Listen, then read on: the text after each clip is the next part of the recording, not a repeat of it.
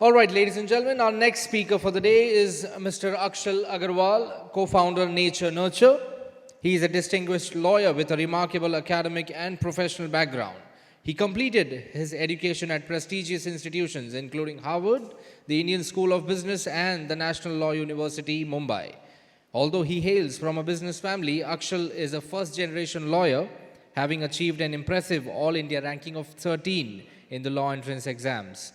His interest spans academics, leaderships, and sports, reflecting his diverse talents and dedication to excellence. Please join your hands together and welcome on stage Mr. Akshal Agarwal.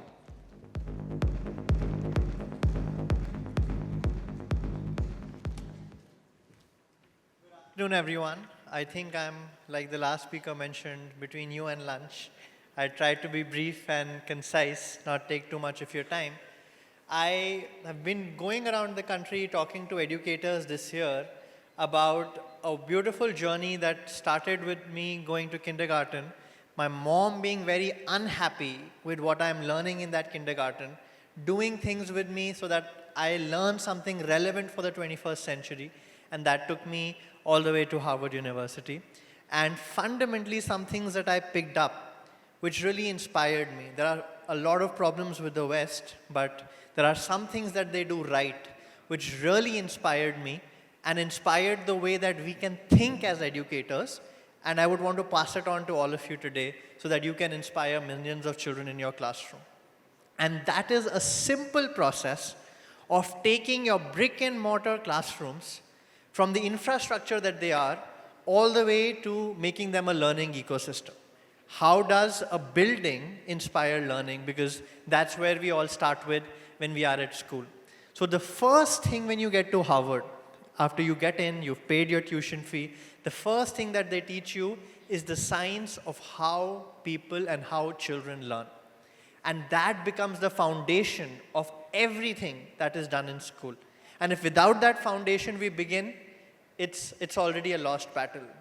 And therefore, keeping in mind 8 core aspects that define how children learn, I'm going to walk you through that process. And all of that I'm about to share is something that I'm sharing as an experience, because all of this has been tried and tested on me all throughout my life. As I was growing up, when my mother was not very happy with my school curriculum, one of the leading schools in Delhi, and she said that I wanted my son to do more. Born out of the dissatisfaction of an unhappy mother, it led me to a journey like this. So there are 8 core elements that we look at a curriculum design process. What is the curriculum framework? The policy? What is the science of brain development? What are the future of jobs? What are the global challenges? Societal goals and individual goals. This broad bucket is the reason why all of you run schools. And if even one of these 8 steps is missed, we are in a trouble, because your children who are coming to school in 2024 are graduating in 2050 into the job market. They will enter a world which is very different than what you and I know today. And therefore, to deal with the challenges of 2050, the type of jobs that they will be doing are very, very different. And how is it that we prepare the children for a world that even we don't know about? That's everything that we started off at Harvard with, that pondering question that we don't know what children will need when they grow up. So what do we teach?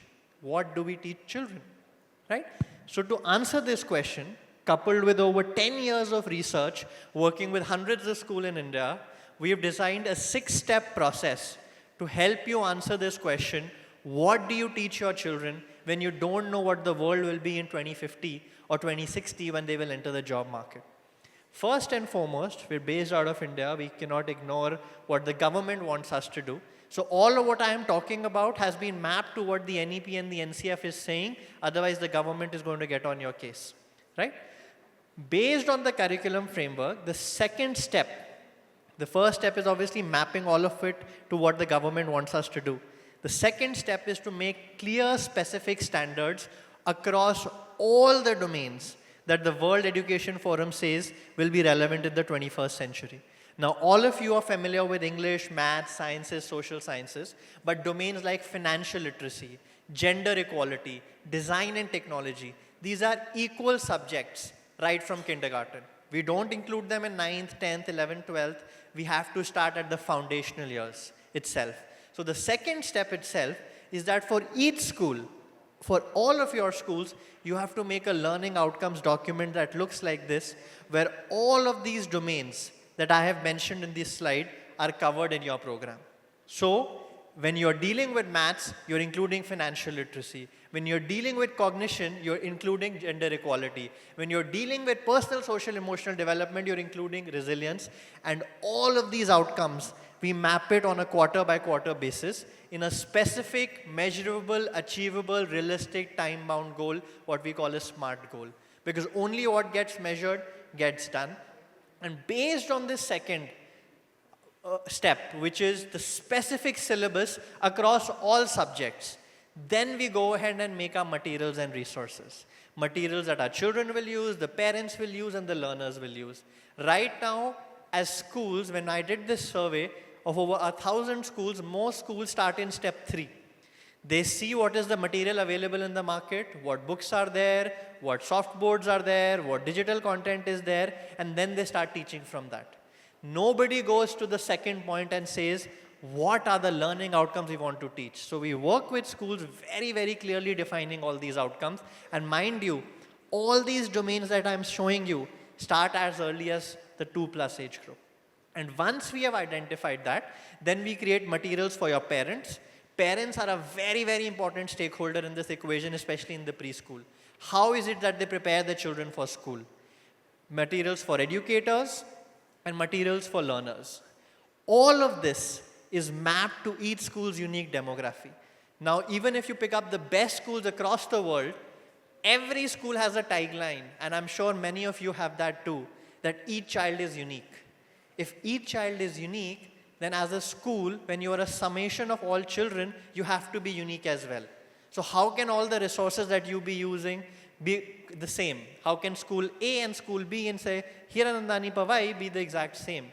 Or how can 2 schools be exactly the same in some other part of the country? So when we are making this learning program for you, all of these outcomes are mapped to what your learning outcomes are, what your specific children are needing. That is where the personalization is coming in. And all of these learning program resources we make. So gender equality is part of our kitchen time, for instance. When we are teaching children about the things at home, we ask them a simple question. Whose job is it to do cooking at home? And children most likely answer what we think they do. But the teacher herself is reinforcing that bias. She's standing in her own classroom, in her own office, and sometimes reinforces the belief that, okay, Papa goes to office and Mama is at home. That is where the first stereotype is happening. When we are doing planning for going to a holiday time, we ask this question from the children that you can only take 5 things on your holiday trip. What is your need? What is your want? This is how you have started planting the root of financial literacy in the children. Similarly, throughout the year, we have these bunch of resources in software, in books and resources which are mapped to your school standards. When I started out as an educationist, I realized that each school is trying to do so much, but there is a lot that they miss because they're not able to create the materials and resources that represent the ethos of their own school. Therefore, in this step is all about creating and choosing materials that will be relevant for your school context, right? And all of these wall displays, educational aids, toolkits become a part of the step 3. Now, a lot of the times the process starts and ends at step 3. The materials that we could buy in the market, now we have prescribed it and this is our syllabus, we'll do our assessment. But based on the first 3 steps, the 4th step, which is the science behind how children learn, is instruction. How do you take and translate all of this material and resource into a specific weekly schedule that works in your educator's context? Your educators will not have the time to go through all of the curriculum planning, the pedagogies and the theories. To simplify it all, we divide the entire year into units, units into days, days into weeks, weeks into slots, like many of you do. And in each slot, we have a specific lesson plan targeting various multiple intelligences, learning styles. We have a video resource and we have a physical learning resource, all mapped out for the educators around your school's timetable, around your school's teacher need analysis, around your school's and your parents' needs. Not a cookie cutter approach. That's what sets the good schools apart. And many schools want to talk about, particularly in the southern part of the country, that we are a Waldorf school, we are a Montessori school, we are a Dewey school, we are a Erickson school, or we are a Vygotsky-inspired school. But in our program, like the science of learning, each and every child has to learn through a variety of pedagogies which are baked into the program. So over 85 different pedagogies are part of your program, and you are welcome to come and question what they are all about. As part of this effort, we run a 2-day leadership series in partnership with Stanford and Harvard University to teach school owners how the business of schools are run without losing the impact, free of cost in our in Delhi, so that you get better as school leaders. And finally, coming to step 5, which is assessment, we do a systemic assessment of the system where the school assesses us and we assess the school.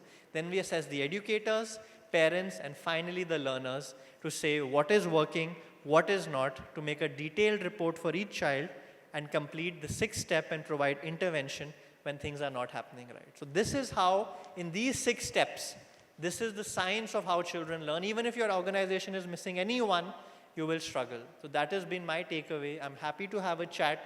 You can look us up online at naturenurture.org. Most of our resources are available free of cost, but I'm happy to have a chat. Thank you so much. Thank you so much, Mr. Akshal. I would now request Mr. Anil Sharma to kindly join us on stage and felicitate Mr. Akshal Agarwal. Let's hear it, ladies and gentlemen. That's Mr. Akshal Agarwal, co-founder, Nature Nurture.